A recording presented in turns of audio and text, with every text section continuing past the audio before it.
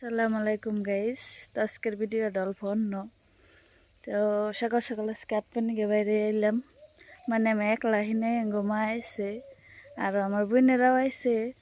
তো আমরা মাঝে মাঝে সকালে নদীর পাড়ে আহি হাট পানিকে, ওই যে দেখো নদীর পাড় আমার কাছে। আর আজকে দেখো কত কুয়াশা পড়ছে।